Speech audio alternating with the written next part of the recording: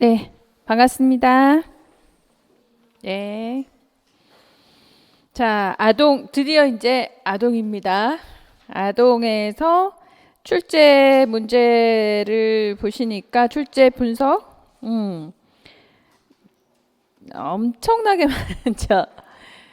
아동의 출제가 매년 되고 있고, 2021년에 마유까지 신생아 여성으로 신생아의 특징 중에 이제 마유 출제가 되었었어요.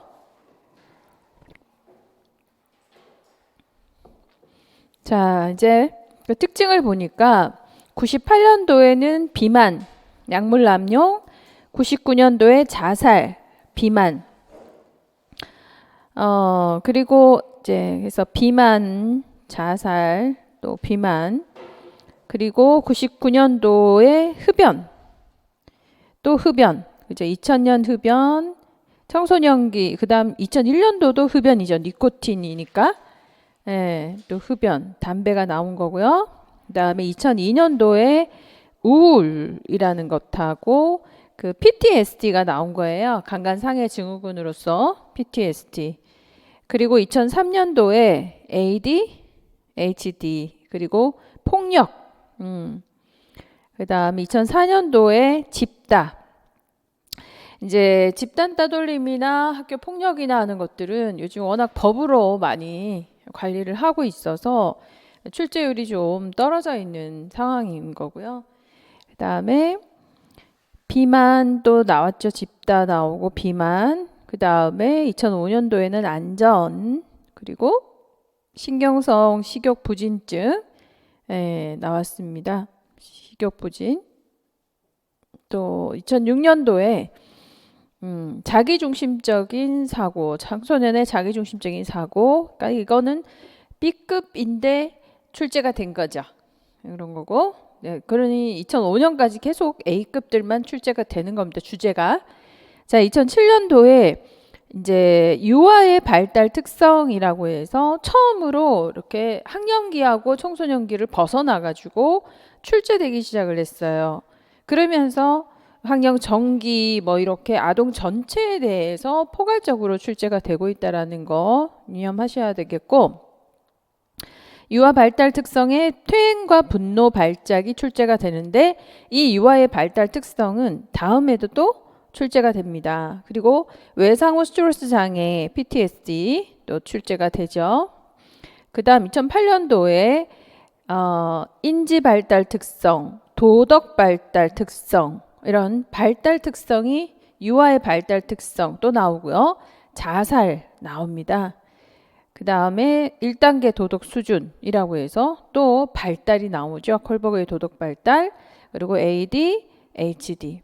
자, 2008년도에도 마지막 저기 주관식 문제였거든요. 주관식 문제에서 폭발적으로 이렇게 아동의 발달에 관련된 심리 특성, 심리적인 문제에 대해서 출제가 되는 거죠. 여기까지는 아동들의 심리적인 특성이 훨씬 더 많이 출제가 되었어요. 그죠? 자, 2009년도부터는 여러분들이 어떻게 분석하셔야 되느냐면 객관식이었거든요. 2009년부터 객관식 문제로 출제가 2012년도까지 출제가 되었어요. 이때에 이렇게 출제가 되면서 아주 증폭이 되어가지고 확대가 되면서 범위가 확 넓어졌습니다. 그리고 또 그 질환들도 출제가 되기 시작을 했죠. 2009년도에 덴버 성장 발달 덴버 출제가 되고요.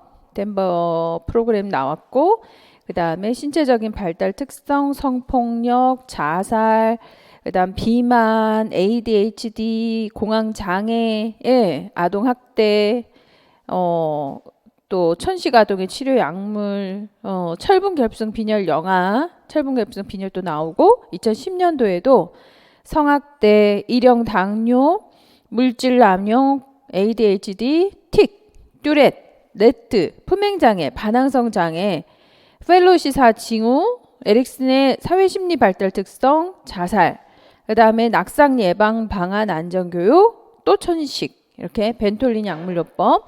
11년도에 프로이드 폴거거 피아제 이론의 발달 특성, 천식, 천식의 이제 그 최대호기 유속기 나왔고요. 철분 결핍, 사구체 신염. 12년도에 또 덴버2 학교 폭력, 가와사키, 요충증, 중이염. 그다음 통증 사정 도구들, PTSD, 학대 이렇게 출제가 됐어요. 그래서 2009년부터 12년도까지의 출제 문제들은 객관식 문제로 아마 앞으로의 주관식의 주제들이 될 가능성이 굉장히 높다라고 보시고 그 주제들을 자꾸 분석해 보셔야 되겠죠. 2013년도부터 다시 이제 주관식으로 변경이 됐어요. 그러면서 조금 줄었죠. 주제들이. 그래도 ADHD. 자, 그리고 가성 성조숙증이라는 게 출제가 되었어요. 성조숙증이 출제가 되고 그다음에 백혈병, 신증후군의 4대 증상, 근이양증. 여기까지 13년도까지 객관식이네요. 근이양증까지 나왔었고 2014년도에 그리고 성적 성숙 변화 테너 스테이지 이것도 중요하잖아요. 그래서 이런 것들이 또 주관식이 되어가지고 2019년도에 테너 스테이지가 주관식 문제로 한 번 더 출제가 되죠. 그래서 객관식 문제에서 주관식 문제화 되는 것들이 굉장히 많아서 이 아동의 2009년부터 2013년도에 객관식 문제를 분석하는 거 대단히 중요합니다. 자, 14년도에 콜버그 발달, 도덕 발달, 아동 학대, 천식, 류마티스열, 저신장증 나왔어요. 저신장증도 나왔습니다. 성조숙증과 같은 방향이라고 보셔야 되겠고 이제 최근에 있어서의 아이들의 호르몬의 언밸런스로 인한 문제라고 봐야 되겠죠. 15년도에 보울비의 애착 단계가 나왔고 그래서 당황했었죠. 흔한 내용이 아니고 B급입니다. 그래서 보울비가 다시 나올 확률은 한 15년, 20년이 지나야 되지 않을까 생각하고 있고요. 16년도에 프로이드의 심리성적 발달 이론, 프로이드, 콜버그는 아직까지 전부 다 충분하게 더 출제가 되실 거예요. 그러니까 그렇게 생각하시고 공부하셔야 되고 배변 훈련 굉장히 중요하잖아요. 또 출제될 거예요. 방어 기제, 퇴행 이런 것들 특히 퇴행이라는 방어 기제는 언제 사용을 합니까? 앞에서도 2007년도에 유아의 발달 특성의 퇴행과 분노 발작이 잠시 노출되었었거든요. 그래서 방어 기제로서의 퇴행이 다시 출제가 되니까 이 유아에 있어서의 그 성격 특성은 굉장히 특이하구나. 심리 성격이 나오죠. 심리가 굉장히 독특하다. 유아는 심리가 독특하고요. 학령정기는 인지가 독특합니다. 그래서 거기에 포커스를 둬가지고 출제가 많이 돼요. 외상후 스트레스 상에 또 나오고 2017년도에 미숙아의 아프가스코아가 나왔지만 미숙아들에게는 할 일이 많아요. 광선요법도 해야 되고, 그죠? 그래서 이런 광선요법의 어떤 작용, 부작용들도 정리하셔야 되고, 산소요법이라고 하는 그런 이제 부담도 안고 있어야 되고 해서 미숙아에 대해서는 앞으로도 자주 출제가 될 수 있는 그런 반복적으로 출제되어야 하는 A급이죠. 캥거루 돌보기, 뭐 얘도 아마 B급, C급 정도가 되겠죠. 선천성 심실 중격 결손, 이것도 자주 출제될 거고요. 편도선염의 약물요법, 아세트아미노펜과 이브로펜이 출제되었어요. 자, 이게 2021년도에 또 나왔죠. 아세트 아미노펜 자체가 답이었고요. 그렇지만 아세트아미노펜이 답인데도 불구하고 어떻게 많이 썼어요? 그냥 타이레놀 이렇게 쓴 사람들이 굉장히 많지 않았나. 물론 타이레놀이 점수가 빵점은 아니었습니다만은 온점은 받을 수가 없었어요. 그래서 그런 부분들에 반복돼서 계속 출제되는 것들이 있다라는 거 유념하시고 중요한 거는 그러니까 연이어서 출제되는 경우들도 꽤 있어요. 그러니까 간과하지 말았으면 좋겠다. 그다음 2018년도에 아동 놀이가 드디어 나왔죠. 제가 놀이 굉장히 강조 많이 했었었고 모의고사 당연히 했겠죠. 고관절 탈구도, 뇌수종도, 사구체 신념도 이건 전부 다 제가 모의고사에서 강조했던 내용들이었습니다. 18년도 출제되었고 2019년도 테너 스테이지도 마찬가지로 모의고사하고 똑같은 문제가 출제가 되었어요. 그래서 뭐 예측할 수 있는 부분이었다. 예측할 수 있는 부분은 최대한 예측해서 여러분이 정리를 하시는 게 맞아요. 그리고 흡연 또 나오죠. 니코틴과 HDL. 이것 역시 모의고사에서 정리했던 내용이었습니다. 그 세부적으로 니코틴이 어떻게 동맥경화에 영향을 주는지에 대해서, 그리고 자살 또 나오죠. 어려웠습니다. 자살의 유형이 나와서. 그다음 2020년도에 아동학대 유형이나 당뇨 학생의 응급처치, 미세 변화형 신증후군의 전신 부종, 소변 혈액 검사들, 또 여드름 관련 호르몬과 여드름의 관리, 그 이제 비타민 A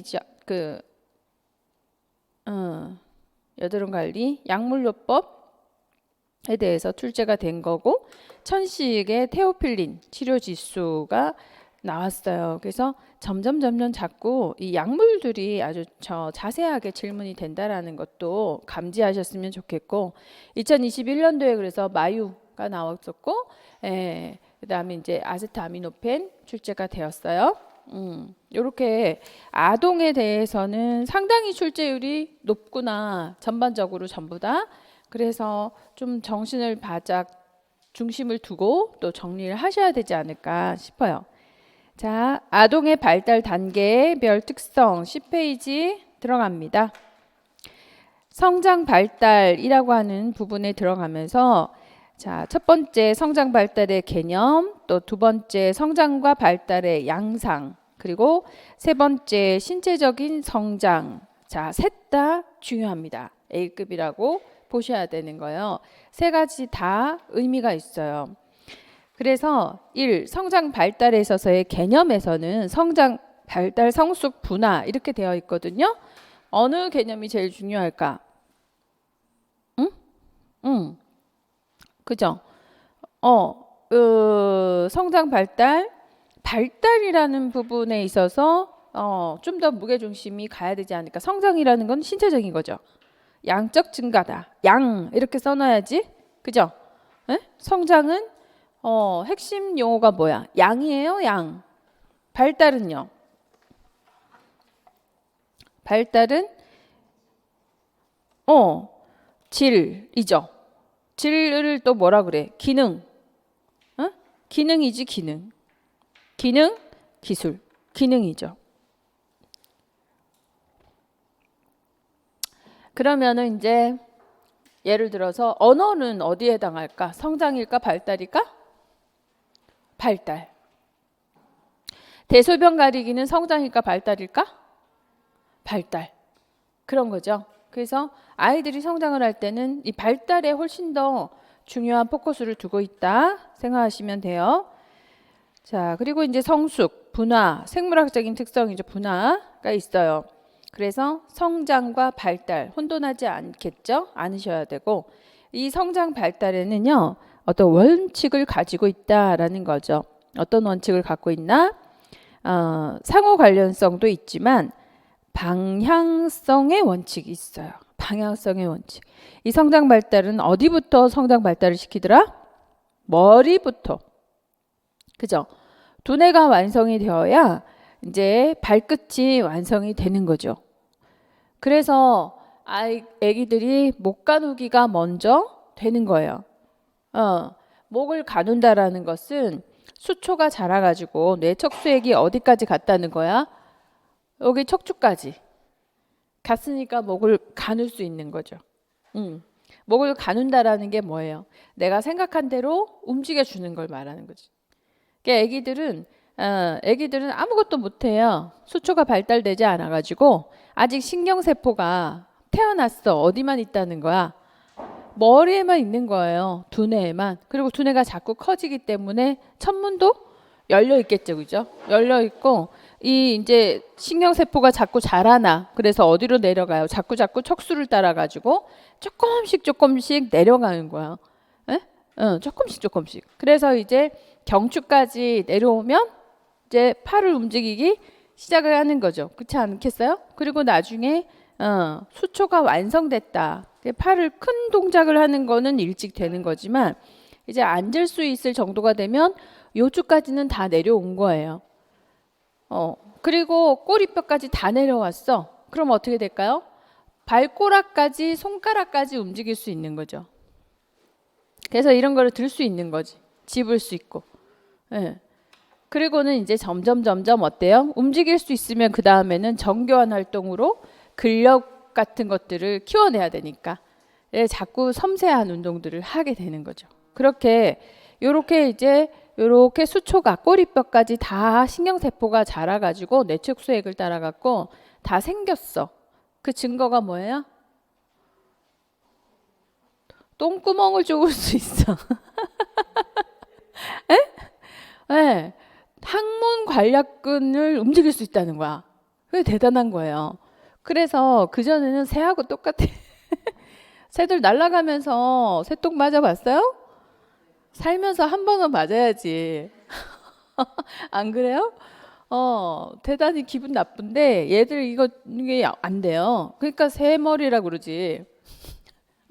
이게 안 돼. 근데 이게 되잖아요. 이게 탁 쪼은단 말이에요. 그때부터 뭐가 돼요? 대소변 가리기가 시작이 되는 거예요. 네. 근데 쪼우지도 못하는데 바보 취급하면 바보 아닌데 자존감만 떨어지는 거잖아요. 무슨 얘기인지 아시겠죠? 그래서 눈치가 있어요. 엄마들도 눈치가 있어야 되는 거예요. 부모가 되려면 애들을 잘 키우려면 눈치껏 키워야 되는데 와, 자기 위주로 다 큰 애처럼 독립심을 준다는 본인도 독립이 안 되면서 제가 항상 하는 얘기야.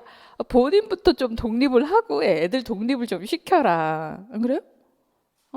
어른이 됐다고 해서 독립이 되나? 그래서 그런 이제 독립심은 또 자존감하고도 엄청나게 관련이 많아서 이렇게 그런 하나하나 자존감을 길러주고 독립심을 키워주고 하는 것이 그런 신체적인 성장 발달하고 연관이 있는 거예요. 응? 그래서 완성을 했으면 잘한다 해야지. 그렇지 않아요? 완성을 했으면 잘한다 해야지. 그렇게 않으면 힘 안 주면 그냥 싸잖아. 자꾸 힘주도록 노력을 해줘야 되잖아요. 힘주면 힘들잖아요. 근력을 키우려면 힘들지 않아요? 그런 거지. 그때부터 이 아이들은 모두 몸을 이제 움직일 수가, 전신을 다 움직일 수가 있고, 또 그 증거 중에 하나는 요렇게 집어요. 요게 수초가 완성되는 거야. 그래서 그때 아기들 눈을 보면요, 막 모든 걸 삼킬 듯한 눈빛이 돼요. 이러면서 이제 죽기 시작해. 그래서 그때 좁쌀 작은 쌀알 있죠. 그래서 이렇게 풀어놓으면 그거 이렇게 하나씩 집는데 콩 같은 거 집고 손으로 집는 거 있잖아요. 거기에 완전 매진하게 되는 거예요.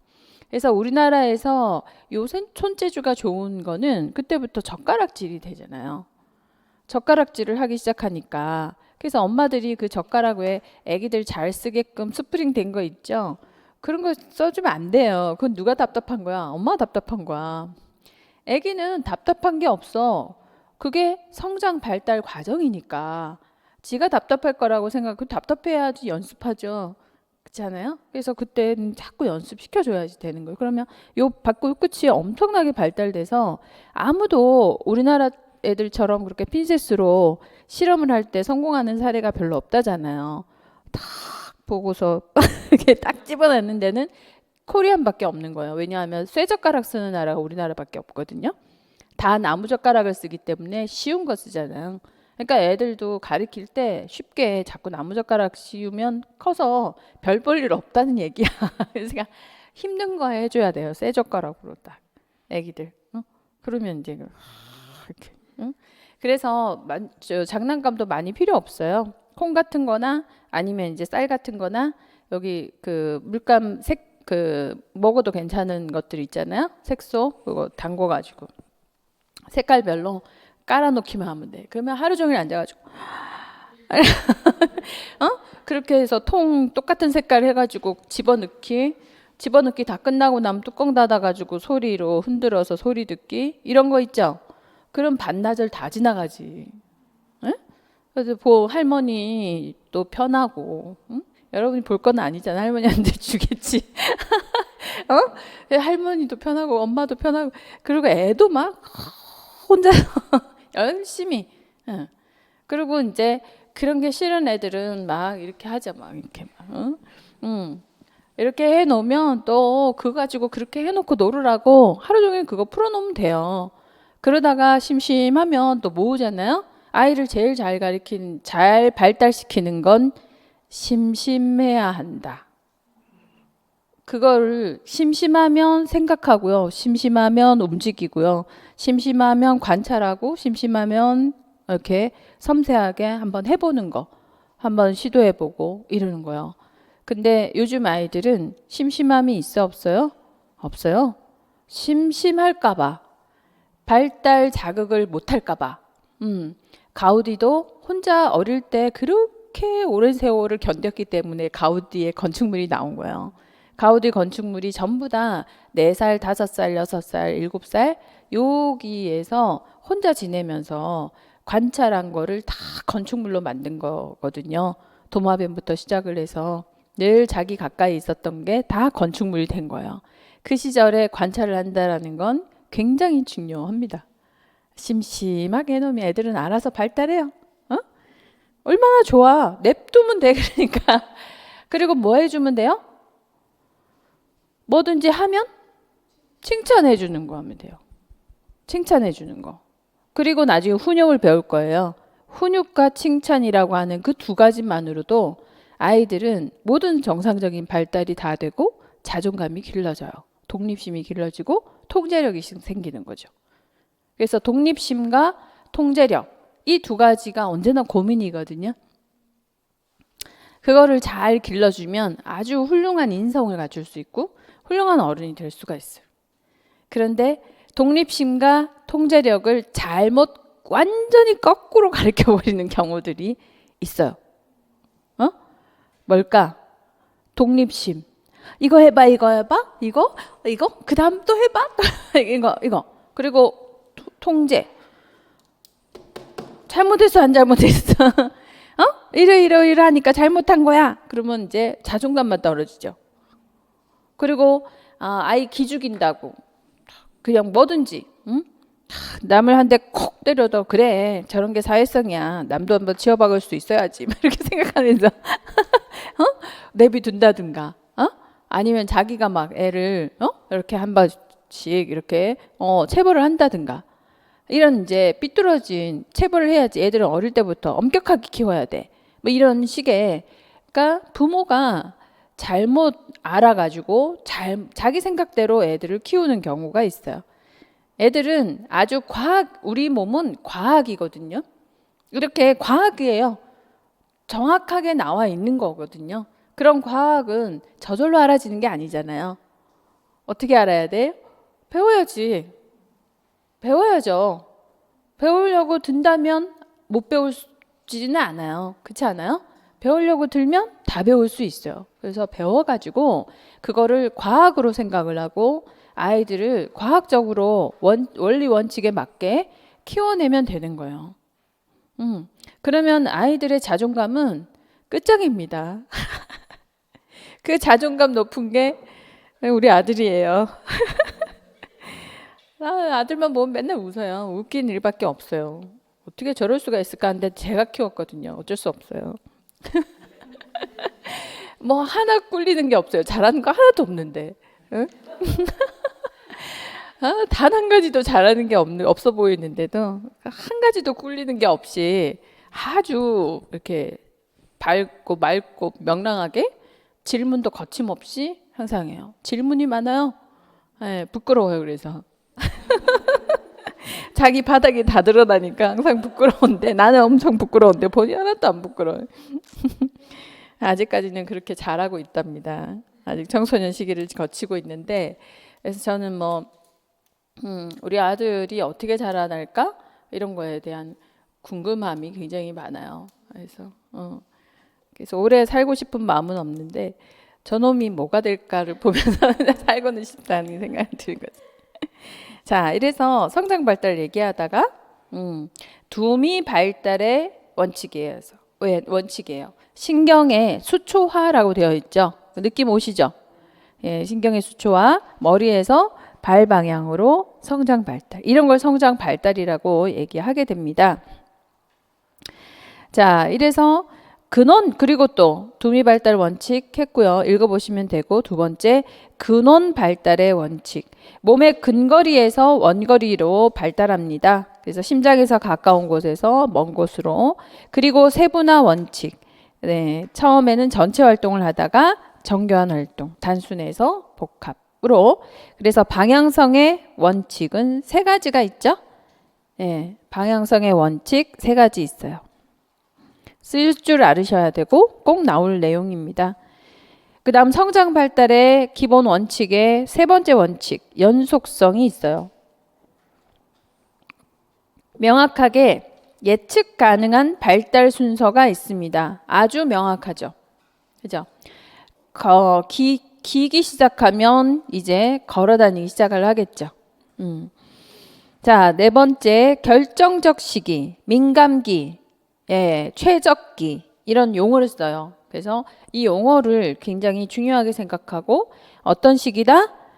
민감한 시기. 어떤 시기다? 결정적 시기. 이렇게 기억하고 계셔야 되는 거예요. 즉 정신체 발달이든 정신 발달이 이루어지는 특정한 시기가 있는 거죠. 이때에 발달이 이루어지지 않으면 결함을 가지고 돼요. 그래서 반드시 정상 발달을 이루어 줘야만 결함이 생기지 않습니다. 이런 시기를 뭐라 한다?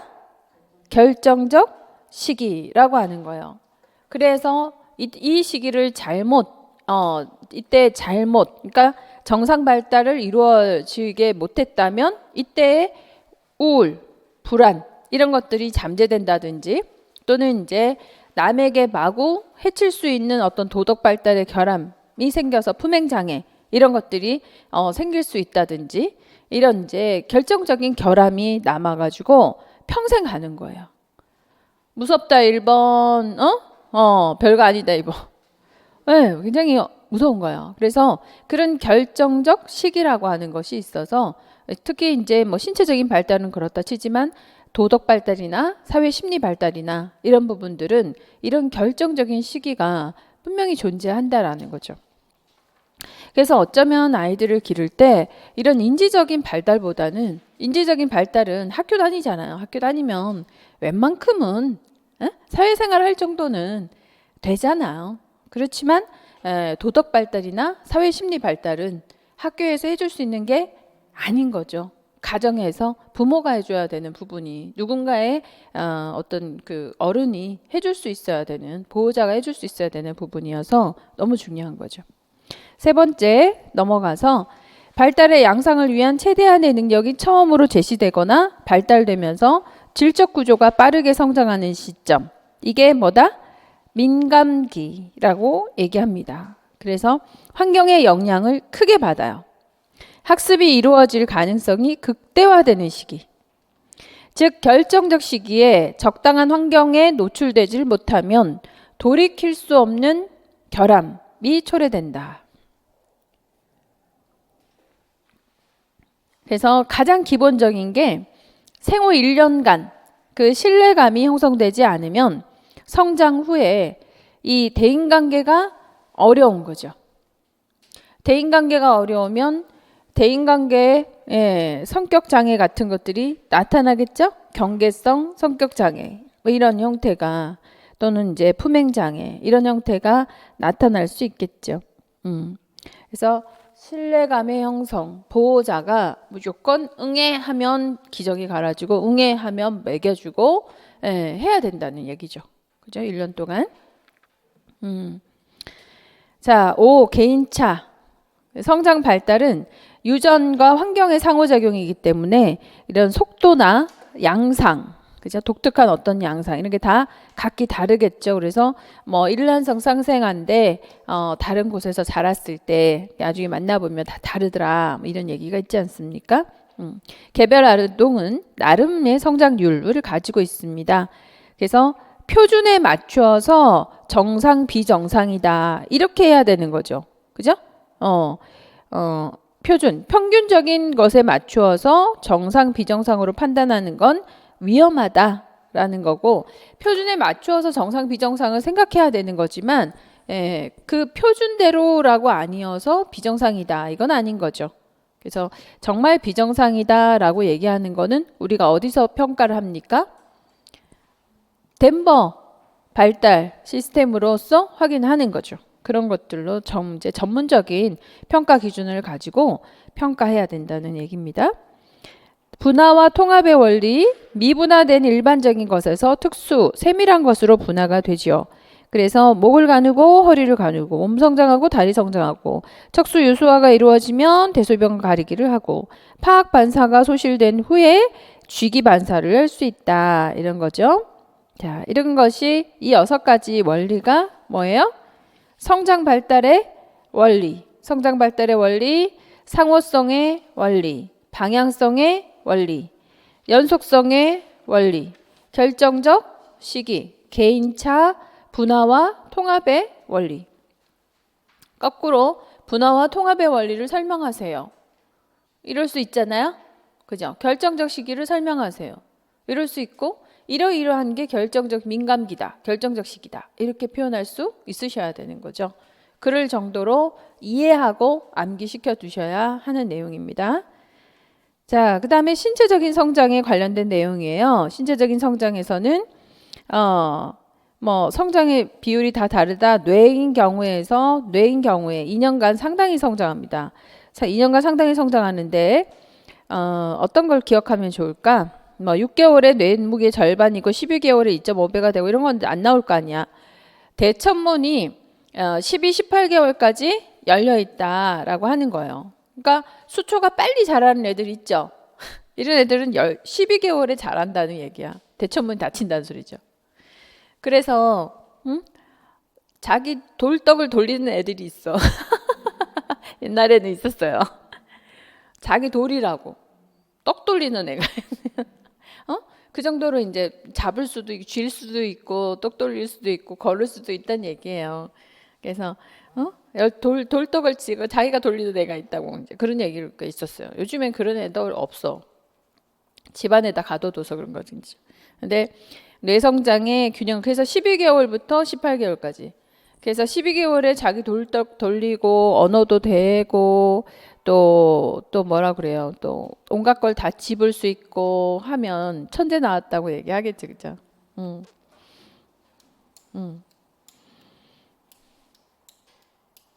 그래서 12, 18개월. 근데 이제 18개월에 완성되는 엄마는 또 옆집 애를 보면은 우리 애는 바본가 이렇게 이렇게 누구 닮았나 이러면서 부부싸움이 그때부터 시작된다. 누구를 닮았니 안 닮았니? 자, 그래서 대천문이 닫히는 시기 대체적으로 18개월까지 18개월 정도 되면, 그러니까 요 정도 되면 대소변 가리기가 시작이 되는데요. 언제까지 완성이 되냐면 24개월까지예요. 그러니까 늦은 애들은 24개월이 돼야 닫히는 거죠. 그때 되면. 대체로 신경계는 첫 1년 동안 엄청나게 수초화, 성숙하게 됩니다. 그리고 학령기 전까지 빠르게 성장했다가 그 후에는 거의 정지 상태를 유지하는 거예요. 그래서 만 6세 때 거의 완성돼요.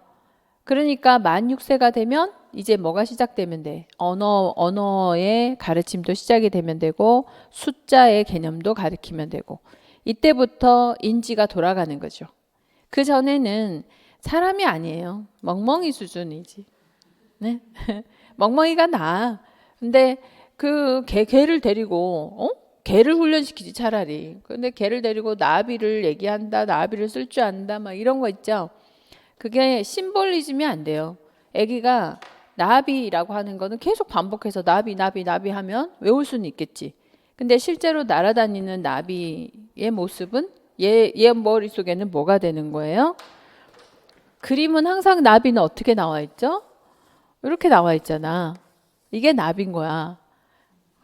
이게 나비예요. 그래서 이렇게 큰 줄 알아. 그리고 이렇게 펼쳐진 게 나비인 줄 알아요. 얘하고 똑같이 생겨야 나비인 거야. 그런데 이렇게 꽃에 이렇게 앉아 있는 나비들을 보면요. 어떻게 이렇게 돼 있잖아. 이거 보이지도 않고. 이거 나비가 아닌 거죠. 이게 나비고 이것도 나비고 작아도 나비고 커도 나비고 이게 심볼리즘이잖아요. 상징을 이해할 수 있는 게 언어인데 언어를 왜 해요? 심볼리즘을 언어화시켜서 표현하려고 언어를 가리키는 거잖아요. 그런데 얘한테 그냥 이걸 나비라고 해버리게 되면 나중에 언어를 배울 때도 심볼리즘이 상상력이 떨어지지. 상상력이 떨어지죠. 상상력을 키워준 다음에 언어를 가리키면 그 엄청나게 언어에 대한 애착력이 생기더라고요. 배우고 싶다. 나 저게 뭔지 쓰고 싶다. 뭐 이런 거 있잖아요. 그래서 그런 욕심이 생기던데. 그러고 나서 언어를 가리키니까 굉장히 빨랐고 폭발적으로. 그래서 독서 같은 것들도 하고 싶어 하고, 에? 책도 읽고 싶어 하고, 이런 거 있죠. 절대 안 가르쳐 주는 거야. 글을. 읽어만 주고. 엄청 재밌게 읽어주는 거죠. 어? 엄청 재밌게 읽어주고 또 엄청 재밌는 읽음 요즘에 뭐 많잖아. CD 막 이렇게 재밌게 읽어주는 거 자꾸 들려주고 이렇게 하니까 너무 재밌어하고 들려주고 하는데 언어를 보면 하나도 몰라. 예? 예. 그렇게 어쨌든 저는 그렇게 거꾸로 키운 것 같은데 언어부터 먼저 가리키는 집집마다 이렇게 아기들 있는 집에 가보면 4살, 5살, 그죠? 3살, 2살 때부터 시작하는 것 같아요, 엄마들이. 한 24개월 정도 되면 온 집에 기역, 니은, 디귿 붙어 있고 가나다라 어기 하면 이제 자기도 해봐라 그러면 너기 엄마 다 할 줄 알아 뭐 이러면서 그러기도 하고 뭐 그렇잖아요. 그리고 온 집에 보면 참, 그래서 한참을 쳐다봤어. 그 집에 들어가가지고 내가 이렇게 다 이게 강 그리고 똑같아. 냇가. 에? 그래서 강 냇가 그림이 뭐 다르지 않아. 똑같아. 저희를 어이없고 이러면서 이제 참 쳐다보다가 아기 보고 3살 정도 된 것 같아요. 그러니까 만으로 치면 한 26개월, 28개월 정도 하더라고. 이건 뭐야? 냇가 뭐 이렇게 얘기하는. 아이고 이를 어찌할꼬 이러면서 이제 엄마들이 공부를 못하게 만드는 거예요. 지적 호기심을 다 말살시켜놓고 심볼리즘의 상상력을 전부 다 말살시켜놨잖아. 애는 얼마나 괴로웠을까 암기하느라고. 애가 알더라고요. 얘기하더라고. 그래서 언어를 습득하고 있구나 이러면서. 에? 이거 아니 가나다라 거겨 알면 뭐해. 그 수학 미분 잘하고 싶지 않아요? 안 그래요? 제발 기다려라. 제발 고2 때 되면 평준화 돼요. 그때 경쟁력에서 앞서야지. 공부를 잘하려면.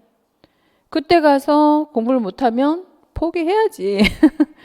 아니 10분의 1만 공부하게 잘 타고난 수학 지능이 높은데 10분의 1이나 되겠어요? 10분의 1이나 돼요? 그래도 이제 수학을 좋아하는 사람들은 10분의 1 정도는 될 거야. 술을 좋아하더라고. 저는 술을 너무 싫어하거든요. 근데 어쨌든 그런 거 좋아해야지 미적분 잘하지. 저는 언어는 좋아하지만 수는 싫어해요. 그런 사람들은 제가 그래서 여러분들한테 표현을 잘할 수 있는 건 제가 언어를 잘하기 때문에 심볼리즘 잘 돼서 그런 거예요. 응. 그러니까 가리키는 게 맞지 뭘. 네. 그리고 또 남들이 얘기하는 걸 굉장히 빠르게 알아들어요. 책을 읽어도 굉장히 빨리 정리가 돼. 그래서 나는 강의를 들으면 내가 정리가 돼요. 내 필기는 전부 다 강의 들으면서 다 정리를 해버려 그냥. 그렇거든요. 그건 그쪽 지능이 발달돼서인 거지. 수를 누가 얘기하잖아요. 그럼 몰라요. 그래서 금융을 못해요 잘. 엄청 노력은 하는데 그러니까 숫자는 이게 몇 년에 몇 %가 오르면 얼마가 되고 이런 거 계산을 못 한다고. 이건 오를 거야. 이건 이제 집가는 뛰어난데, 이게 몇 프로가 돼서 언제 얼마가 될 거야. 뭐 이런 계산 있죠. 아, 오르겠지. 이렇게 생각하는 거지. 그냥 얼마가 되는 게, 왜 그게 왜 중요해? 오르면 좋고 떨어지면 싫은 거지. 이렇게 생각하는 그런 거. 응? 네. 어쨌든, 제발 학년 전기에 이 뇌도 아닌 뇌를 가지고 뇌가 아니잖아 지금. 만 6세가 돼야 뇌거든요. 이때 그래서 시작되는 거예요. 그래서 초등학교 입학시키는 거죠. 초등학교 가서 바보 되면 어떡해. 바보 되지. 그렇지만 한편으로는 그게 자존감을 잘 키워놨다면 바보라기보다 난 어떤 의도를 가질 수 있어요. 난 빨리 니네들보다 앞서 갈 거야 라고 하는 학구열이 생길 수 있어요. 그렇게 생길 수 있게 얘들을 이렇게 잘 방향 전환을 해줘야겠죠. 그럴 수 있으려면 칭찬밖에는 없는 거예요. 그래서 애 기죽이기 싫어가지고 만 2세부터 막 가르치기 시작한다? 기 죽어요? 고1 때 되면. 중2만 가면 기 다 죽어. 공부하기 싫은데 뭘. 네. 중2 때 되면요 반항기잖아요. 공부하기 싫어요. 지적인 호기심을 키워줘야지 유지가 되지. 공부하기 싫어요. 우리 다 겪어봐서 알잖아요. 그 시절에만 조금만 더 했더라면 지금처럼 지금의 철든 것처럼 그때 조금만 더 했더라면 그렇지 않겠어요? 예, 우리가 다 뭐 서울대 강의 하는데 가서 앉아 있겠지. 그건 좀 아쉽잖아요. 예, 그러니까 이거를 학교에서 아이들에 대한 걸 잘 알고 선생님이잖아요. 발달 과업에 대해서 너무 잘 알고 또 부모가 되실 거잖아요. 이걸 알고 아이들을 이렇게 키워내게 되면 얼마나 좋겠습니까? 자, 그리고 이제 신체 부위별 뇌에서 그렇고요. 그다음 네 번째 임파 조직 있죠. 임파 조직은 10세, 12세의 최고. 그죠? 그러고 나면 어때요? 위축하죠? 그래서 그 전까지는 편도선 절제를 하는 것은 별로 좋지 않고 권하지 않고 그 이후에는 뭐 절제를 하든 뭐 이런 거 크게 관여하지 않습니다. 그 다음에 생식기의 성장입니다. 언제 발달하겠어요? 그렇죠. 14, 16세가 되면 이제 꾸준하게 성장을 해서 어른까지 성장 20세까지 이제 도달하게 되는 거예요. 그래서 이 그래프를 딱 주면 이건 신경, 이건 생식계, 이건 임파, 그리고 일반형은 키 몸무게겠죠. 언제 급성장해요? 만 2세까지 가장 커집니다. 그래서 가파르죠. 만 4세까지가. 그러니까 아이를 키울 때 이 그래프에 따라서 집중하시면 돼요. 그러니까 만 4세까지는 어때요? 엄청나게 잘 먹여야지. 특히 이제 태어나서 2세까지 잘 먹이고 2세에서 4세까지 이유식 하니까 또 골라 먹이고 그 다음에 4세에서 6세까지는 노노 에이지. 성격 정말 특이해요. 그래서 이때 성격 특성 많이 물어보거든요. 성격 특이합니다. 2세에서 4세까지부터 이제 천천히 성장하기 시작하면 안 먹어. 막 노노 에이지. 싫어. 속 뒤집어지. 그래서 이때 많이 먹일 필요 없어요. 안 먹어도 돼요. 많이 안 크거든요. 자, 안 크다가 또 언제 커요? 만 12세부터 또 가파르지기 시작하죠. 만 12, 13, 14, 15, 16 이때 많이 먹여야 되는 거예요. 근데 이때 이제 여자애들은 사춘기가 오면서 날씬해야 되는데 집어넣어야 돼. 입을 벌리고. 입을 벌리고 집어넣어야 돼. 근데 어떤 걸 집어넣어야 될까? 닭만 먹여갖고 될 일이 아니잖아요. 그러니까 칼륨, 그죠? 칼슘이죠. 칼슘 이런 것도 이제 많이 먹여야 미네랄 있는 것들 많이 먹여야 되는 거죠. 자, 이래서 13페이지의 그 그래프는 대단히 중요하고요. 꼭 출제가 될 거다. 그러면 여러분이 알아맞혀야죠. 그 그래프만 딱 보고 이건 임파, 이건 신경, 이건 일반, 이건 생식. 예, 그리고 특성을 쓰세요 하게 되면 일반형은 키, 체중, 뭐 호흡기, 소화기, 신장, 심장, 비장, 뭐 근육, 골 전체, 무게 이런 것들이 일반형이다. 이렇게 그죠? S자 패턴이며 영아기 사춘기의 급성장 이렇게 쓰면 되겠죠? 예, 그렇게 표현해 내시면 돼요. 신경형은 뇌, 척수 등이며 출생기 초기부터 급성장해서 4세경에 성인 수준의 80%. 림프형 가슴샘, 림프절, 편도 이런 림프 조직의 성장 유형이죠. 그러니까 이게 림프가 성장을 한다라는 거는 아이들의 면역력이 만 2세, 만 4세까지는 거의 바닥이라는 수준이에요. 예. 그래서 면역력이 떨어져 있구나 이렇게 생각하시면 되고 만 12세경에 성인의 2배에 달했다가 이후에 점차 퇴축하고 18세에 성인 수준이 되죠. 생식형 생식기, 유방, 음모, 자궁 등의 생식 성장을 하는데 사춘기에 급성장하더라. 그래서 16, 18세의 성인 수준 이렇게 정리하시면 돼요. 자, 그 다음 머리둘레 크게 의미가 있을까 싶고 자, 가슴둘레, 머리둘레, 체중, 보기와 골반, 신장 읽어보시고요. 근육 조절은 두부에서 미부로, 머리에서 다리로, 중심부에서 말초로, 일반에서 특수로, 전체 운동, 국소 운동으로 발달입니다. 이렇게 신체적 성장을 다뤘어요. 그래서 신체적인 성장에서는 저 표가, 그 그래프가 제일 중요하다라는 거를 느꼈고, 그 다음에 성장 발달 이론으로 들어가 볼게요. 자, 인지 발달 삐아제가 이아제가 제시하는데 어떤 개념, 조직, 적응, 균형, 동화, 조절 이런 것들로 표현하고 있습니다.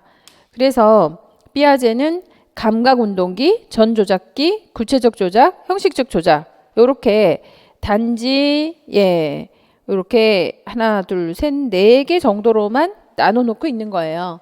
4가지 정도로만 나눠놓고 사람으로 평가해 주는 거는 구체적 조작과 형식적 조작으로 얘기하고 있는 겁니다. 그러니까 뇌가 발달해서 성인 뇌가 되면 구체적 조작이 시작이 되는 거죠. 그리고 이후에 추상성까지 없는 것까지도 상상할 수 있는 형식적 조작으로 마무리합니다. 그 이후에는 성장하지 않죠. 자, 그러면 이제 이런 것들을 표현하기 위해서 우리가 스키마라고 그러죠. 도식이라는 거가 뭔지, 또 어댑테이션, 적응이라고 하는 거는 동화와 조절이라는 개념으로 2가지 차원을 가지고 표현을 해요. 자, 도식이라는 것은 적응해 나가는 방법입니다. 사물, 사건에 대한 윤곽, 그리고 지적 구조, 지각의 틀, 반응의 틀, 이렇게 적응 과정을 통해 새로운 도식에 대한 개발, 기존 도식의 변화 이런 것들을 초래하는 것을 말하죠. 그야말로 이 도식 스키마라고 하는 것은 틀이라고 봐야 되는 거죠. 인지적인 틀. 그죠? 근데 이런 스키마는 계속 변화되지 않고 고착돼요. 조금씩 변화되죠. 약간씩 변화돼요. 어릴 때 생각했던 개념하고 어른이 돼서 생각하는 개념하고 자꾸 달라질 수 있는데 고집스럽게 그거를 또 변화되지 않는 것만 고집하는 경우들도 있죠. 그래서 이 스키마라고 하는 게 그런 개념입니다. 그래서 지각의 틀, 반응의 틀. 그래서 머리형들은 정해놓고 하고 싶어하고 장형들은 해가면서 만들려고 하고 서로 이해하면서 그 반응, 자기 나름대로의 스키마를 형성하는 방식인 거죠. 이해하면서 가시면 되고요. 적응이라고 하는 거는 인지 구조가 환경 요구에 맞춰가는 거. 환경하고 직접적인 상호작용을 통해서 도식이 변화하는 과정이죠. 여기서 도식은 변화된다, 안 된다? 돼요. 도식이 변화되는 걸 우리는 뭐라고? 어댑테이션, 적응이라고 얘기하는 거죠. 그래서 그런 얘기가 있죠. 로마에 가면 로마의 법에 따라야 된다 라고 얘기하지 않습니까? 그게 이제 적응이죠. 어댑테이션. 여기에는 동화와 조절이 있습니다. 동화라고 하는 것은 새로운 지식, 경험, 개념을 받아들이는 거죠. 그리고 조절이라고 하는 거는 새로운 정보나 경험에 맞춰서 자신의 인지 구조를 수정하는 것을 말합니다. 수정하는 것. 새로운 상황을 해결하기 위해서 이미 가지고 있는 도식을 변화시키고 새로 형성하는 걸 말하죠. 그래서 그 성장 발달 이론의 피아제 인지 발달 이론의 이론 개념에서는 고정된 요소에서는요. 뭐가 제일 중요해? 도식과 적응이 중요한 겁니다. 그래서 이 스키마를 가지고 있고 스키마를 변형을 가져오는 건 적응. 그죠? 받아들이면 동화, 수정하는 건 조절인 거죠.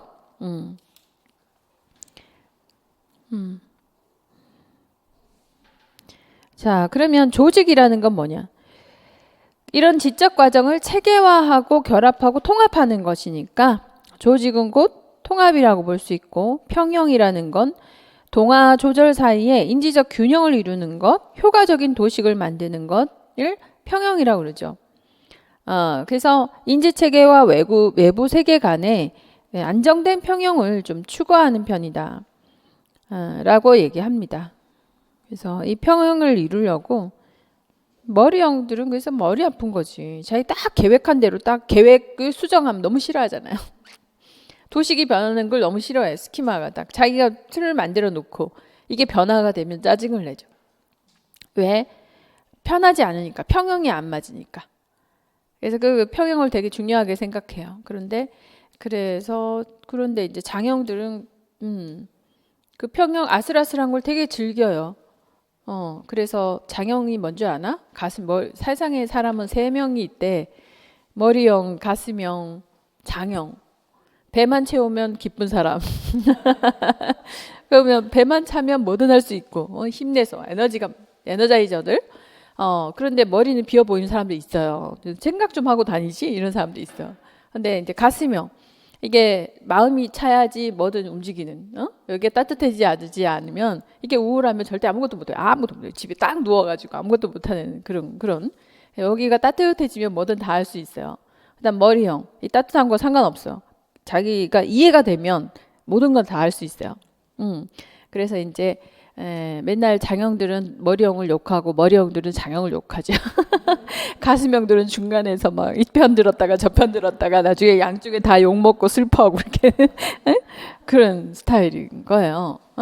그래서 뭐 이제 다림질 아침에 딱 장형 남편은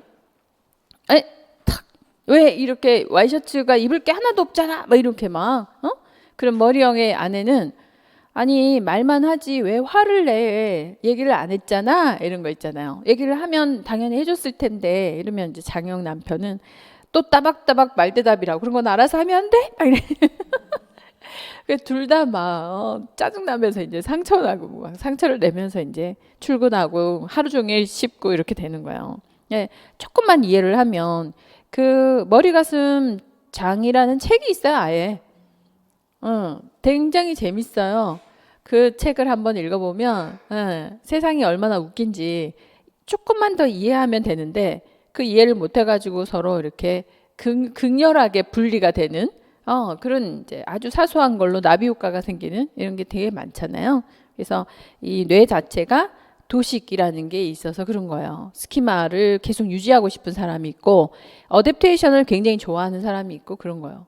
그래서 계속 또 호기심이 많아가지고 호기심 천국들 많잖아요. 그래서 계속 도전하고 새로운 걸 또 창출하고 또 받아들이고 이제 그런 사람들 보면 너무 에너자이저 하고 싶은데 에너자이저처럼 보여. 그런데 뭐 머리 아픈 거죠. 그래서 그런 이제 스키마와 어댑테이션 간의 관계를 가지고 우리가 조직이라는 것과 평형이라는 개념을 얘기하는 거고요. 그렇기 때문에 이 개념에서 제일 많이 물어보는 개념은 뭐겠어요? 도식과 적응, 동화, 수정, 조절이라고 하는 거겠지. 자, 이걸 가지고 발달 단계별 특성 갑니다. 감각운동기. 감각운동기의 인지적인 발달에서 그 특성은 분리와 대상 영속성 상징인 거예요.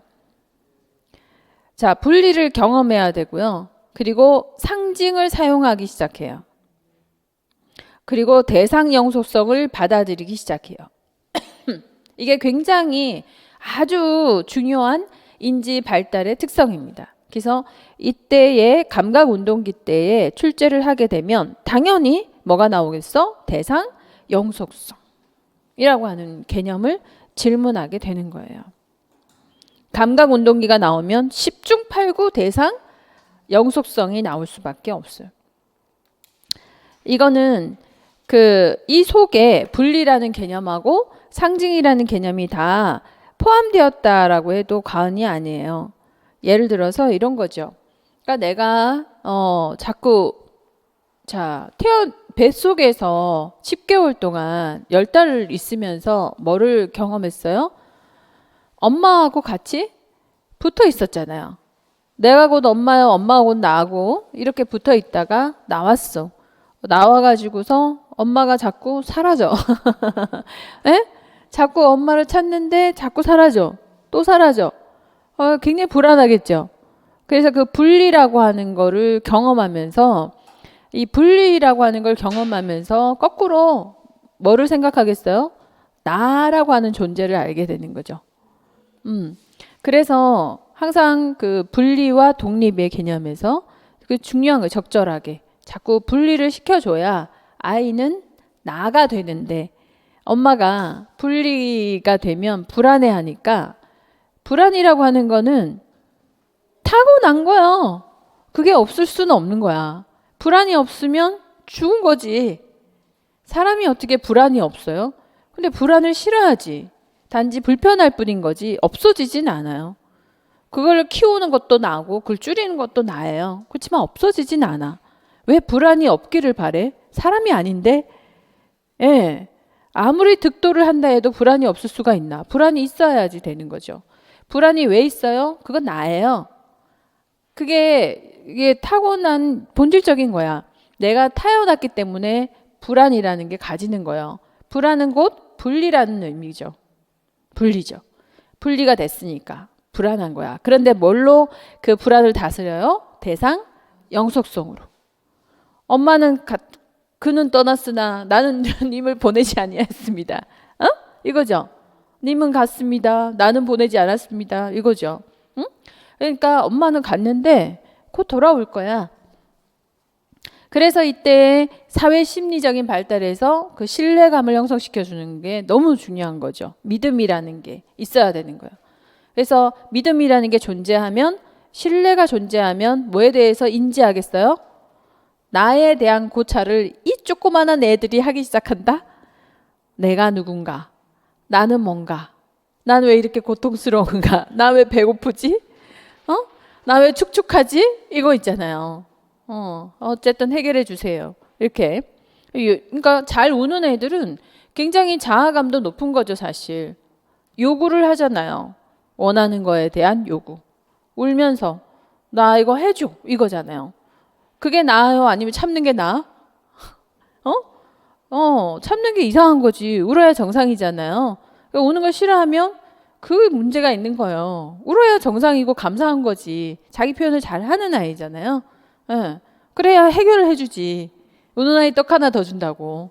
애기들이 우는 거는 자기 표현이 굉장히 솔직한 거예요. 자아감이 높은 거지. 그렇게 받아들여야 되는 거예요.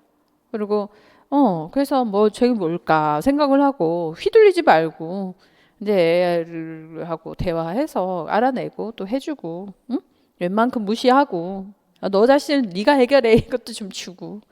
자, 분리라고 하는 건 그런 의미가 있고요. 그래서 분리를 안 될 수가 없어. 해야지 나를 알아요. 그걸 맨날 엄마가 붙어 있으면 애가 독립성이 생기겠어 안 생기겠어? 유아 때 발달 과업이 심리적인 발달 과업이 독립이거든요. 이때 아기 때 분리와 대상 영속성을 잘 발달시켜 놔야 유아기 가서 독립이 되죠. 그리고 통제가 되지. 그리고 상징 사용이에요. 상징을 사용할 수 있기 때문에 요때부터 그 상징, 심볼리즘을 잘 키워내면 인지 발달이 굉장히 잘 되겠죠. 그러면 이 심볼리즘을 어떻게 키워내겠어? 응? 어떻게 키워낼까 이때는? 애가 강을 알아, 뭐 나비를 알아, 뭐를 알아? 에? 뭐를 알아내겠어요? 소리, 색깔. 색깔도 잘 모르죠. 판단이 안 되니까 물체, 형태 이런 거 있죠. 그래서 모빌리즘 해놓잖아요. 모빌 막 뺑뺑 돌아가잖아. 소리 내고. 네, 굉장히 좋은 자극인데, 그러니까 이거 모빌만 그냥 계속 해놓고 할 일은 아니고요. 소리의 이 심볼리즘 너무 잘 돼요. 궁금하잖아요. 심볼리즘에 속으로 들어가면 호기심이거든요. 호기심이잖아요. 심볼리즘 되게 잘 된 애들이 어떤 애들이겠어? 그러니까 건축가 아까 누구라 그랬어요? 스페인 건축가 누구 얘기했잖아. 가우디가 생각한 건 그 도마뱀 똑같이 보는데 어떤 사람은 그렇게 어마어마한 공원이 돼서 나오잖아요. 그리고 뭐 그런 심볼리즘을 잘 하는 거예요. 그게 대해서 집중하고 매료되고 굉장히 깊이 있게 계속 생각해 봤다는 거거든요. 그래서 심볼리즘을 키워주는 능력, 이거는 거기에 대해서 계속 생각하게 해야지 되는 거예요. 생각이라는 게 들어가야 되잖아요. 인지잖아요. 생각하게 해야지. 그게 뭘로 생각하게 하겠어요, 애기들을? 소리를 들려주면 생각하겠죠. 형체를 보여주면 시각적으로 자극이 되니까 생각하겠죠. 그런 거를 활용한다 생각해봐요. 그러면 계속 똑같은 걸 계속 돌려서 똑같은 소리로. 난 누워있구나. 난 또 이박이구나. 왜 이렇게 생각하겠지? 안 그래요? 그러니까 어떻게 키워야 되겠냐는 거예요. 그래서 굉장히 그 시간에 이때 애들이 누워만 있잖아요. 거의 누워 있는 시간이 많은데 그 눈을 뜨면 들리는 소리. 그래서 어떤 소리가 좋아.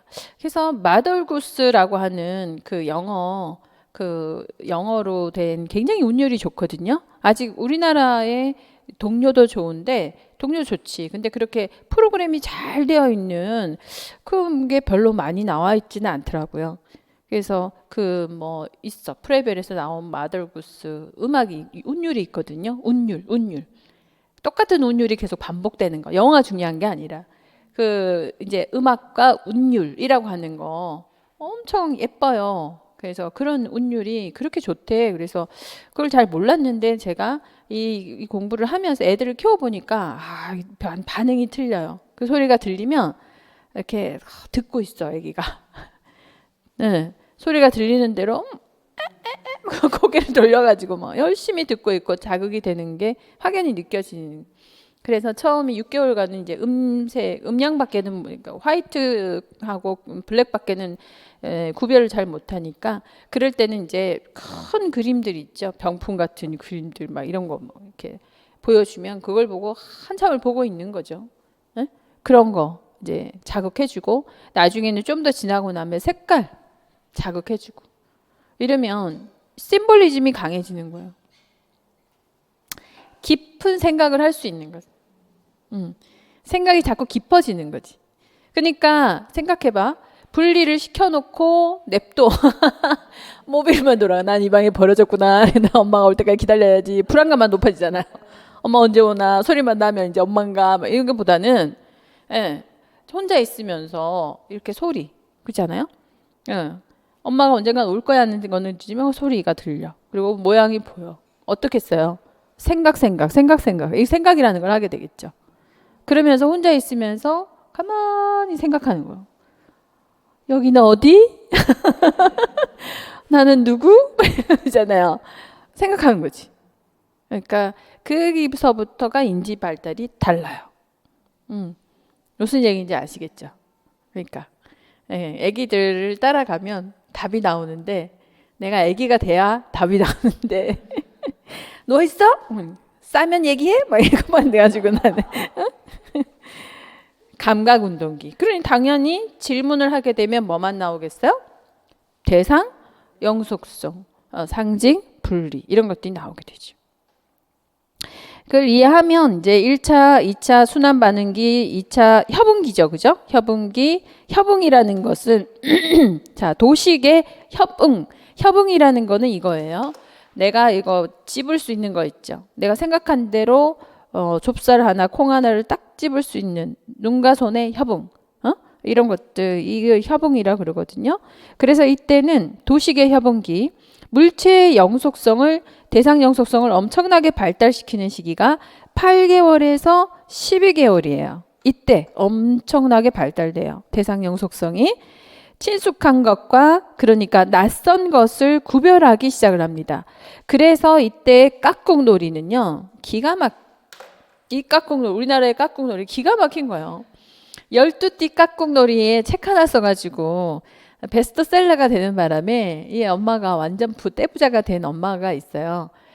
뭐 그 책이 별건 없어. 그냥 12띠니까 멍멍이가 없다. 그 다음 장 딱 열면 깍꿍 이렇게 돼 있어요. 그냥 나 쥐 없다. 깍꿍 이러면서. 근데 이것만 깍꿍만 열면 막 애가 까르르르 또 없다 뭐 깍꿍 너무 그게 이제 깍꿍놀이가 그런 의미래요. 자아에 대한 거 있죠. 상대가 나를 보고 깍꿍하면서 놀래키면서 웃어주는 거. 그래 막 웃어주면 나는 어떤 사람이야? 좋은 사람. 난 엄청 인기 있는 사람. 나를 좋아하는구나. 근데 정말 재미있게 깍꿍을 깍꿍 이러면 엄청 울어요. 깍꿍놀이를 가지고 자존감을 완전히 떨어뜨릴 수 있고요. 깍꿍놀이로 진짜 나 자아에 대해서 엄청 긍정적인 자아가 되는 거예요. 그걸로 부정적인 자아도 만들 수 있어. 그게 대상 영속성이에요.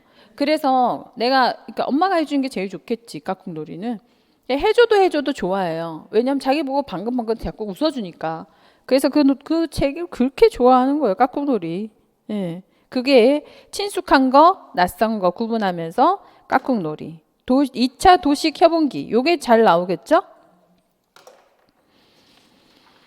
자, 그 다음에 이제 전조작기. 야, 이 전조작기로 넘어가면 사람이 아닌데 사람 짓을 하려고 그래가지고 너무 귀찮아요. 만 2세에서 만 이제 6세까지 정도겠죠? 만 2세, 6세, 뭐 7세라고도 표현을 하고 해요. 난감해하죠, 엄마가. 전개념기. 자기중심적인 생각. 그래서 이때 숨바꼭질 놀이하면 진짜 웃겨요. 애가 어디 숨어요? 커튼 뒤에 숨잖아요. 네, 다리 다 보이는데 지 얼굴만 넣으면 나 안 보이지. 그래서 진짜 자기중심적인 생각. 맨날 전화하면서 고개 끄덕끄덕 하는 거. 이 끝장입니다. 이 자기중심적인 생각이. 그리고 상징적 놀이를 해요. 그러니까 상상놀이라고 해야 되겠죠. 뭔지 아시겠죠? 이제 상징이라는 의미를 상상놀이예요. 그래서 이 상상을 하기 시작을 할 때 이 상징놀이를 할 때 끝없이 상상할 수 있는 기회를 주면 좋겠죠. 놀이를 많이 할 수 있도록 해주면 좋은 거예요. 자, 그리고 언어 사용이 증가해서 엉뚱한 질문을 굉장히 많이 합니다. 그리고 직관적 사고기. 자, 이때 만 4세에서 7세까지 그 세련된 언어를 구사하는데 이때 끊임없는 질문을 해요. 그리고 이때 현실의 바탕을 둔 놀이를 하면서 흑백 논리가 시작이 되죠. 그리고 변환 추리, 마술적인 사고, 물활론의 끝장입니다. 그래서 항상 농장 안에 이게 그 괴물이 있다, 귀신이 있다라고 믿는 시기죠. 이 시기가 물활론, 그리고 항상 인형놀이, 병정놀이, 이런 것들로 빙의가 되는 애들. 이게 직관적 사고기. 그래서 상징놀이는 역할놀이, 인형놀이 이런 게 되는 거예요. 모방놀이 이런 게 엄청 발달하는 시기. 많이 놀려주면 생각을 하겠죠. 끊임없이 질문을 하면 질문을 많이 하는 게 좋아요? 적게 하는 게 좋아? 많이 해야지.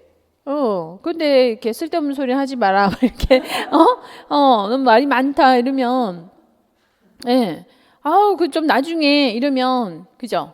그래서 아기가 질문을 할 때는 들어줘야 돼. 그냥 들어주면 돼요. 대답을 해주려고 하니까 안 들어주거든요. 대답해주기가 너무 난감한 소리만 하지 말도 안 되는 소리만 하잖아요. 달이 날 따라와. 안 따라오거든? 네가 몰라서 그렇지 나중엔 다 알게 돼 막 이러면서 몰라? 내가 뭘 몰라? 막 이런 게 그런 게 아니라 달이 널 따라와? 이렇게만 해줘도 돼요. 달이 널 따라와? 따라와 막 이렇게 해주면 되지. 그건 뭘 말이라고 그걸 또 대답을 하고 있어요. 근데 들어줘야 되는 거죠. 자꾸 들어주면 생각하겠죠. 생각하는 대로 애들이 표현하면서 질문하겠죠. 자꾸 질문하게 해야지 되는 거죠. 질문을 많이 한다? 생각 많이 한다는 소리지. 생각 많이 한다? 좋은 거죠. 그런 애들이 고2 가서 고등학교 2학년 가면 이제 빛을 발하는 애들인 거예요. 네. 엄마는 그저 그냥 아이의 호기심, 응? 계속 키워내 주기만 해도 성공이죠. 뭘 가르쳐요? 뭐를 가르쳐? 그래서 너무 끔찍해요. 최단기에 최고의 효과를 가지고 오는 거, 저는 그런 거 엄청 좋아해요. 최단기에 최고의 효과. 그래서 맨날 단기 합격이라고 얘기하는지 모르겠는데, 최단기에 아이들이 공부를 잘할 수 있는 방법? 영어를 왜 10년 동안 가르치고 있냐는 거야. 네, 우리 작은 애는 좀 잘 키워볼 거라고 대치동을 데리고 갔다가, 네, 정말 대치동하고는 관계없이 키워버렸어. 키우게 되더라고요. 도른 거야.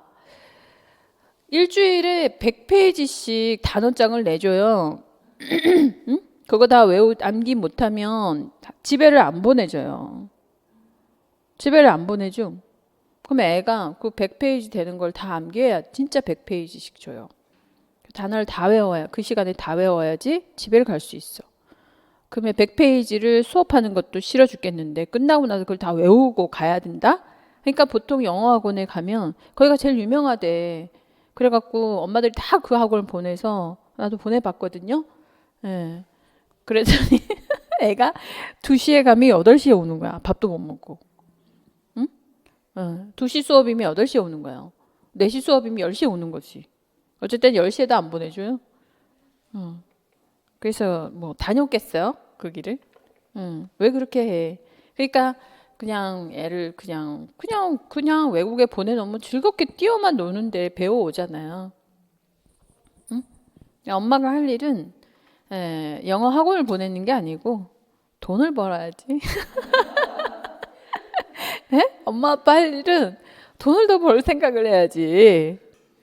학원을 보낼 게 아니고 영어를 배우려면 본토에 가야지 뭐. 영어 나라 가서 한 달만 있다 와도 저절로 배우는 게 얼마나 큰데요. 그러고 나서 궁금하잖아. 그리고 공부 안 하는 애들 뭐하러 그렇게 영어 단어를 그냥 테레비 계속 아니면 이제 그죠? 영화 계속 보게끔 하더라도 단어 얼마나 많이 알아요. 그리고 그런 거에 그렇게 해줬는데도 취미가 없어. 얘는 언어에 소질이 없는 거예요. 그럼 안 시키면 되지. 안 그래요? 생활할 정도만 하면 되지. 근데 유난히 언어에 관심을 가지고 또 굉장히 빠르게 습득하는 애들이 있거든요. 언어 지능이 좋은 애들이죠. 이런 애들은 하나만 가르칠 게 아니라 그러면 영어권에 보내는데 영어를 너무 잘해. 그러면 그 영어권만 보낼 게 아니라 스페인도 보내보고 프랑스도 보내보고 독일도 갔다 오고 그러면은 엄청 빨리 배워. 진짜 빨리 배우더라고. 놀랍게도 프랑스에 유학을 가네. 근데 일본 가서 잠시 방학을 갔다 왔는데 일본어 습득이 금방 되는 거예요. 이런 애들이 결국은 프랑스에 넣어놔도 디자인 전공해서 대학원까지 유일하게 한국 사람 한 명 있는데 다 하더라고요. 되는 거야. 되는 애가 있어요. 기가 막히게. 근데 언어가 안 되는 애가 돌아버리는 거지. 프랑스도 갔다가 스페인도 갔다가 영어도 안 되는데 프랑스어도 안 되는데 한국어도 안 되는데. 그렇게 하시면 돼요. 그 다음에 구체적 조작기로 갔어요. 자, 7세에서 11세. 관계 분류 보존. 자, 이때부터는 공부를 좀 시켜야 돼요. 수학을 시켜야지. 산수지, 산수. 훈련을 시켜야 되는 거죠. 언어도 시켜야 되고. 이 7세가 되면 공부를 해야 돼요. 할 수 없어. 인지가 발달됐는데 이때 안 가르치면 언제 배워요? 그래서 이제 국어 받아쓰기, 탄수 이런 거 있죠. 그래서 매일매일 하는 거 있잖아요. 왜 뭐죠? 매일매일 매일 배달 오는 거 있던데. 다 까먹었다? 학습지. 그런 거. 예. 그런 거 매일매일 조금씩 하는 거 있잖아요. 한자, 국어, 언어, 단어, 그리고 산수 이런 거. 매일매일 조금씩. 왜냐? 참을성, 끈기, 반복. 이 도덕성하고도 연결이 되거든요. 인지와 도덕성은요, 딱 붙어 있어요. 그래서 그때부터 이게 반복이라고 하는 거, 싫어도 해야 되는 거, 이거 그리고 규칙을 지켜야 되는 거. 왜 이걸 가르쳐야 되느냐? 도덕성이 더 중요하기 때문에 가르쳐야 돼요. 그래서 해야 돼. 룰이라고 하는 거를 이제 딱 틀을 잡아주는 거죠. 근데 너무 세게 잡아주면 안 되겠죠? 아이가 받아들일 수 있는 그 성향이 있으니까. 그래서 뭐 더 받아들이면 더 해주면 되고, 좀 덜 받아들이더라도 룰만 알면 돼요. 내가 하기 싫어도 해야 되는구나. 항상 나에게 주어진 건 해야 되는구나. 그것만 깨우치면 되는 거지. 너무 이렇게 토할 정도로 주면 안 되겠죠.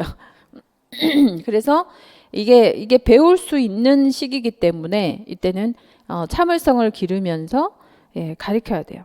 관계 분류, 보존, 서열화, 동일성, 보상성, 가역성 이런 게 다 이해돼요. 그래서 자꾸 덜 자기 중심적인 생각으로 탈중심화 시켜야 됩니다. 그러려면 가르쳐야 돼요. 응? 책 독서를 안 하는 애들 있죠? 있어요. 타고나게 책을 싫어하는 애들이 있어.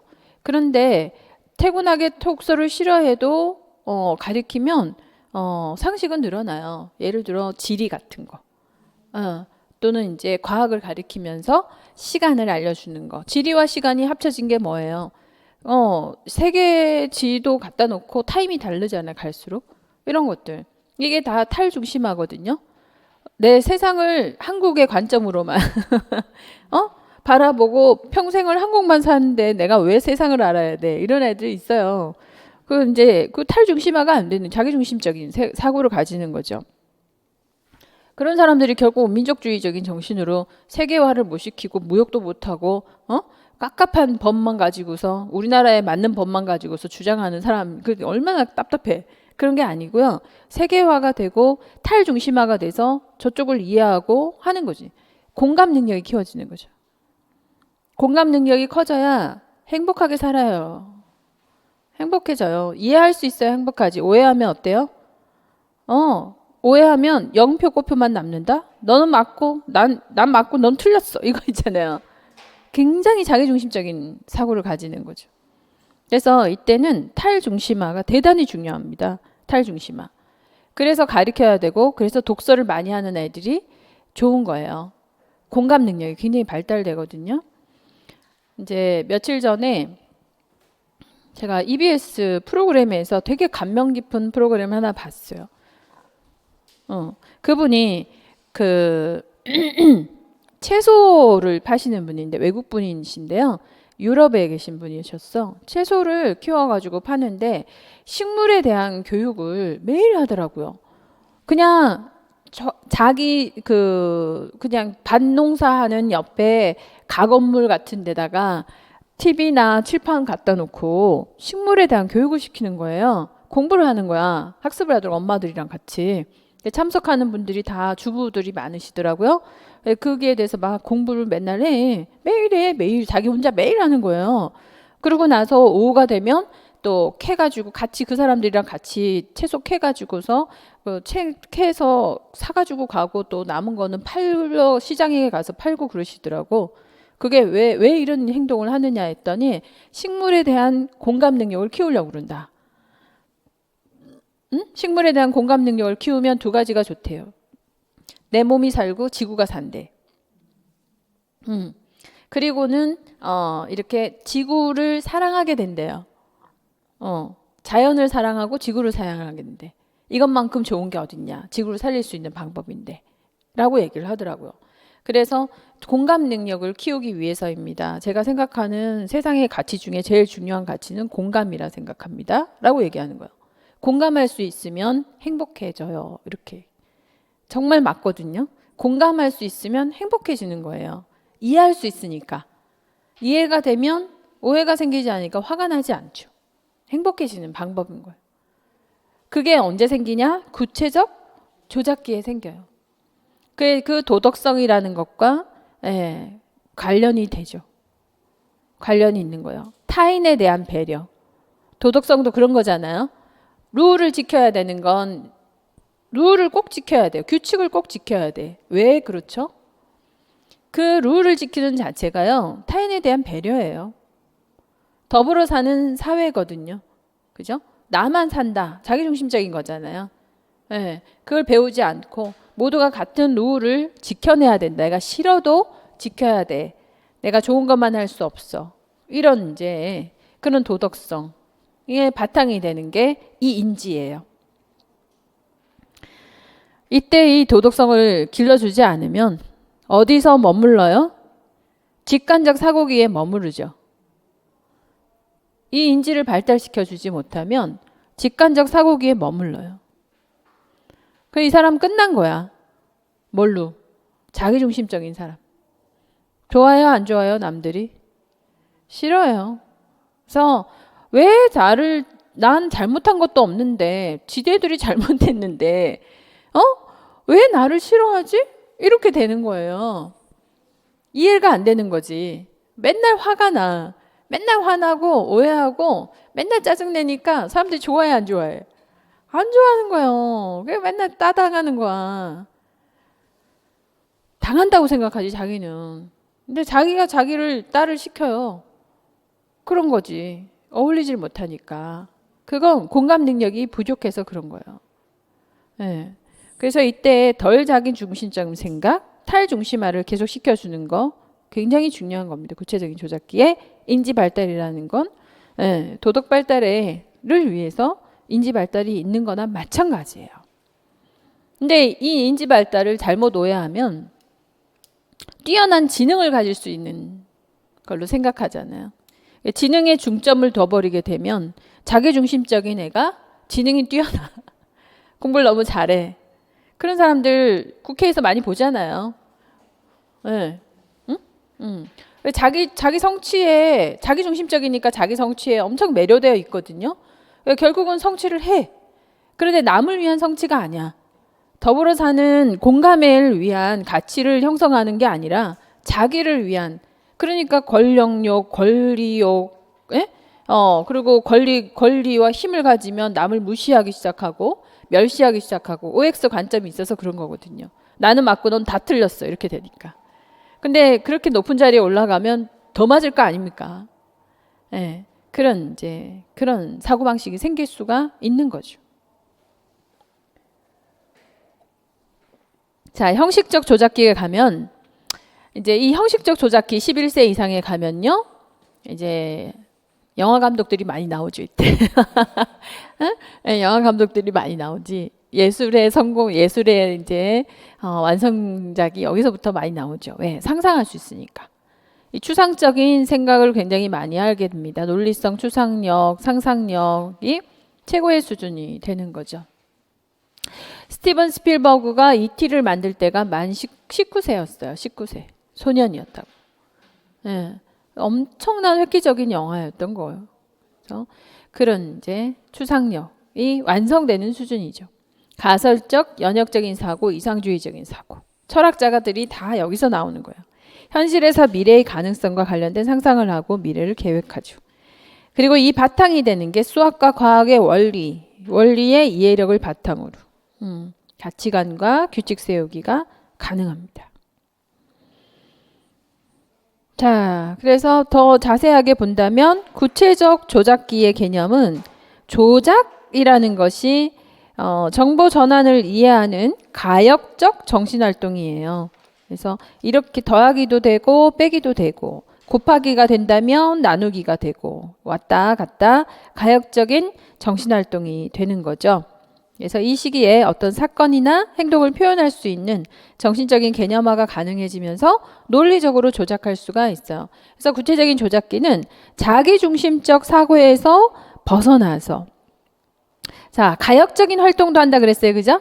가역적인 활동도 하고 두 번째, 자기중심적인 사고에 벗어나서 다른 사람의 관점에서 사물을 볼 수 있는 거죠. 그래서 어떤 사건의 현상이나 어떤 결과보다는 원인에 근거해서 판단하는 과정으로 발달시킬 수가 있어요. 그래서 구체적인 사고란 아동이 세상에 대해 경험해 보지 않고 상상할 수 있도록 해보는 거. 그렇지만 구체적인 틀 안에, 현재의 시간 틀 안에 사고로 제한이 된다. 그러니까 구체적인 사물이 있어야만 사고할 수 있어요. 사물이 존재해야만 사고할 수 있는 거죠. 형식적 조작기에는 사물이 없어도 조작할 수 있어요. 근데 구체적 조작기는 사물을 통해서 조작이 가능해요. 그게 다른 거죠. 구체적 조작기에는 사물이 존재해요. 그죠? 존재하고 형식적 조작기에는 사물이 존재하지 않아요. 구체적인 사물이 있냐 없냐의 차이죠. 둘 다 상상이 가능해요? 상상이 가능하지 않아? 상상이 가능해. 근데 구체적인 조작기는 사물을 통해서만 상상이 가능하고 형식적 조작기는 사물이 없어도 상상이 가능하죠. 분류라는 것은 비슷한 특성끼리 그룹으로 모으는 능력을 말합니다. 그래서 우표, 동전, 돌멩이 모으기, 조개 껍질 모으기, 인형 모으기, 자동차 분류 이거죠. 보존, 동일성, 가역성, 상호성이라고 하는 겁니다. 요 세 가지의 개념을 이해하면서 보존 개념을 획득하게 되는 거예요. 가역, 이건 이해할 거고 탈중심화, 이제 이해하겠죠? 네, 탈중심화가 발달된다. 자신의 생각이나 행동을 객관적으로 바라볼 수 있어요. 그리고 상징, 글쓰기 이런 것들을 통해서 상징을 배우는 거죠. 법과 시간 속으로, 사건들의 관계 속으로, 공간 속으로 이런 것들 이제 시간과 공간의 관계 이런 것들을 이제 천문학, 역사, 지리학 이렇게 폭넓게 배워야 돼요. 그래야만 탈중심화가 되고 상징을 이해할 수 있죠. 그래서 이런 거를 가장 많이 키울 수 있는 건 독서예요. 독서. 이때 독서가 폭발적으로 만들어지면 좋죠. 읽기 능력은 독자적인 탐구를 위한 가장 가치 있는 것으로 상상이나 지식을 향상시킨다라고 되어 있습니다. 자, 이렇게 해서 봤어요. 인지 발달부터. 그다음에 에릭슨의 사회 심리 발달 잠깐 쉬었다가 또 하겠습니다.